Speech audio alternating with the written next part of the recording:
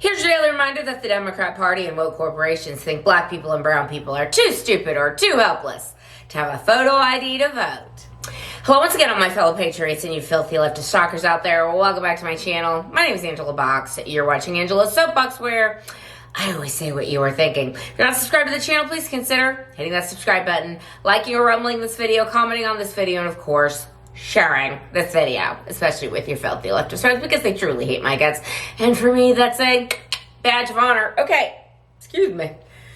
I filmed this episode or this video on Monday. I'm not really sure when it's going to go up this week, but I wanted to come on and talk about this Karen Read case and kind of compare it with the Jennifer Lopez documentary and what the hell Meghan Markle's up to. So I'm just going to give it to all three of these little narcissists, to Karen Read, to Meghan Markle, and to J-Lo. And I'll get, and for those of you who are like, oh, it's not politics, you know, calm down. Like, sometimes we have to talk about other stuff, because the culture is important too. So let's give the C-turtle killing plastic shot to these three ladies. Okay, so if you're not following the Karen Read case, let me see. Well, first of all, let me make a broad generalization about women in general. Okay, I've been a woman all my life. I know that there are two things that all women love. Number one is Target. Number two is true crime, or murder porn, as I call it. Like, those are our drugs of choice. And so I've been really heavily consuming information about this Karen Read trial, especially the retrial of it. I didn't know what was going on in the first trial. Like, it was not on my radar at all. I was like, oh, this is boring. Like, I don't care. But it's actually a very fascinating case. And it's fascinating because how social media and her lawyers, who are very talented, and her have manipulated the evidence. Now, let me give you my 2 cents before we start, okay? If you don't know, let me give the broadest overview of this case as I can possibly give. Okay, Karen Read is a lady in Massachusetts, Canton. I can't even do a Boston accent, it's so hard. The Boston area, I believe, Canton, Massachusetts. She is a 44-year-old woman, attractive, a very smart financial analyst. Like, she had it together, like, for sure. She was dating a cop named John O'Keefe. And I think John O'Keefe was a Boston police officer. Yeah, I believe so. So they were dating about 2 years. And one night they go out drinking. And they end up getting invited to this house party of some other friends of theirs. So the contention is that Karen and John got in a fight. And she backed into him with her car. Okay? And he was thrown. And he was in the yard. And then there was a big blizzard and the snow covered him and he died. Okay, that's the contention, or that's kind of what happened. Now, here's the Karen Read defense, which is so insane to me. Well, first, before I give you the defense, let me give you my very Occam's razor take on this. Now, listen, I am as conspiratorial minded as the next rabbit holer, okay? I love me a good deep state conspiracy. This ain't one of them, okay? Here's what happened, in my humble opinion. Karen Read is a big drinker. She's a drinker. She's probably in denial about her level of alcohol consumption or the fact that she may actually be an alcoholic. So in all the interviews she's done, it is a classic alcoholics denial interview. She's like, I only had two drinks the whole night. When her blood alcohol content at 9 a.m. the next day, when she ended up at the hospital, was like 0.09, which is still way over the legal limit. So she had an incredible amount of alcohol the night before, okay? So that's point number one. Point number two, this guy John O'Keefe and her were having all these relationship problems, and he was trying to basically get out of the relationship. His adopted children, or the children who he became guardian of when his brother or sister and his brother-in-law died, they didn't seem to care for her. She was kind of flirting behind the scenes with one of his friends on text messages. Like, there was a lot going on, okay? And she just basically was, in my opinion, an in denial drunk, okay? An in denial alcoholic. So she probably got mad at him and hit him with her car. Now, whether she meant to do it or not, that's in contention. She may just thought she backed up real quick. She was like, let me drop him off and get the hell out of here. And that's maybe what happened. Like, maybe she thought he just got out of the car and I backed up and I got out of there. I mean, we're going to find out with more evidence if that's what happened. But she realized early on. So she goes home. She goes back to John's house. She goes to sleep on his couch. And she wakes up 3 hours later and he's not home. So she's like upset and freaking out, obviously. And so she's contacting all these people and all of his friends, these ladies that are his friends. And they were trying to go find him. She's like, I think I might have hit him. I think I might have hit him. She said that outburst a few times. She was like, did I hit him? Did I hit him with my car? Anyway, Occam's razor says, Karen, that you got drunk. You didn't realize how much you drank. You got in a fight with John. John got out of the car, and you either accidentally or on purpose backed into him, and because he was also inebriated, got knocked unconscious, and then because of hypothermia, which is what I've come to learn about hypothermia, is that you die pretty quick. Or not you die pretty quick, but you kind of just like fall asleep. Like it's not a painful death, thank God. So he probably passed out, fell asleep, and died. That's what happened, okay? And so what's wild to me, and here's how she's a narcissist here. Because instead of like saying, okay, I may have hit him.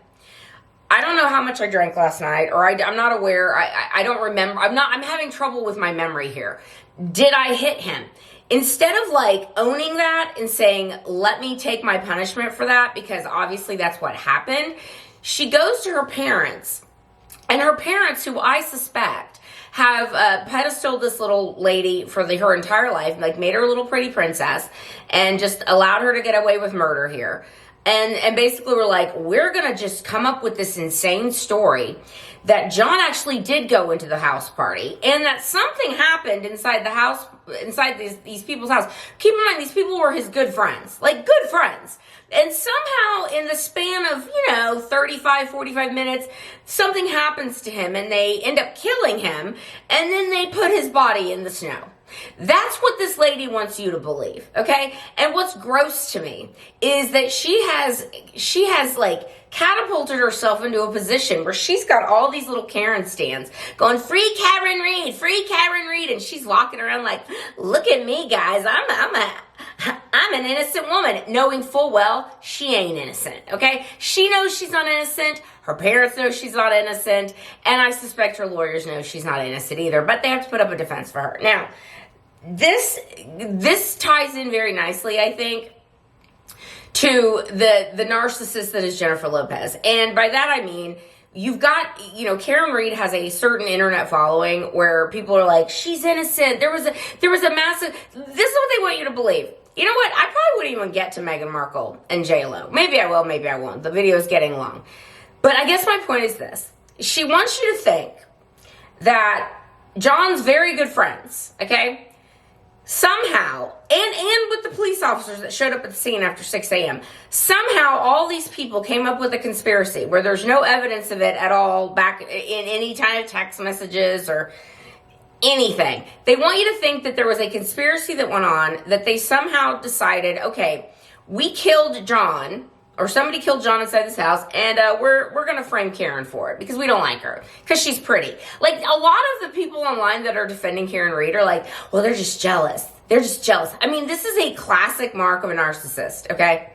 If they get any kind of criticism, pushback, whatever, Meghan Markle's the same way, J-Lo's the same way, okay? They're like, oh, you're just jealous. I'm such a fierce, independent lady, like, and so beautiful and strong and stunning and brave, and that's why you're coming for me. It's like, no, that's not why anyone's coming for you. They're coming for you because the evidence does not support the story you are saying.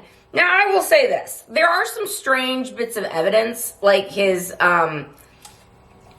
the scratches on his arms, and a couple of butt dials that supposedly his friends made back and forth to each other during this time, where the defense says that they were working to create this conspiracy to frame Karen. Definitely strange. But today on the stand, Monday on the stand, the prosecution put on a witness that I just was like, all right, I hope that the Karen stans watch that entire testimony. It was from a forensic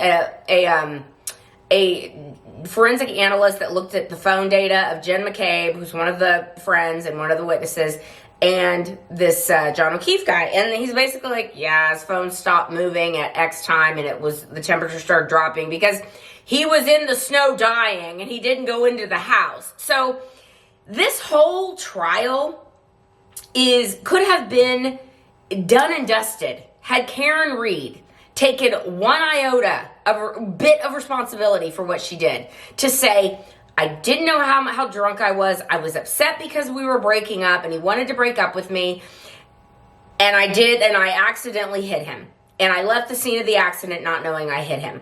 And it's entirely possible that she didn't do this on purpose and she didn't know she hit him. So if you don't know you hit him, but yeah, you walk around and 3 hours later you're telling people, did I hit him? Did I hit him? I must have hit him. I don't know what happened. I must have hit him and I didn't realize.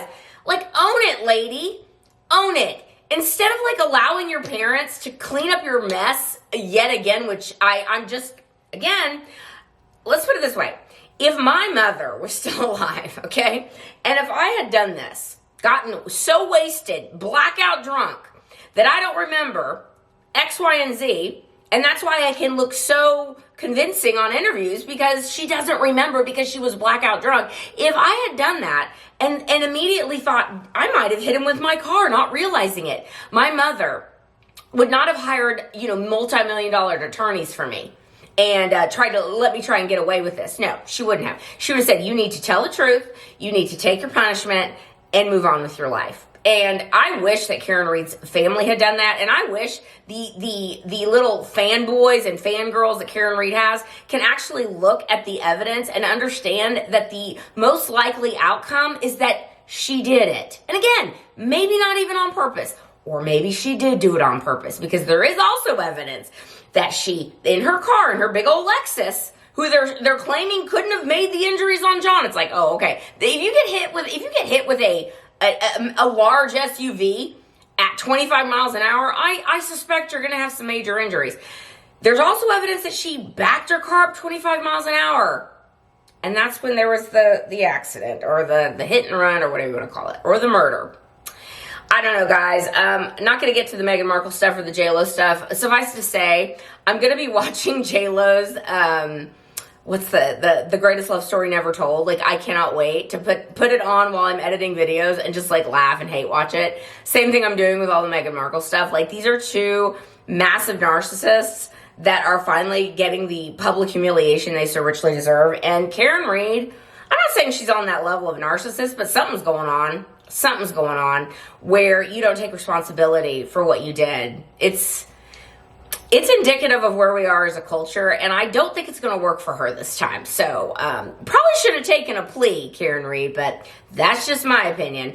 All right, that's where I'm going to leave this video. Let me know what you think down below, and I will see you in the next one. Thy will be done. Bye.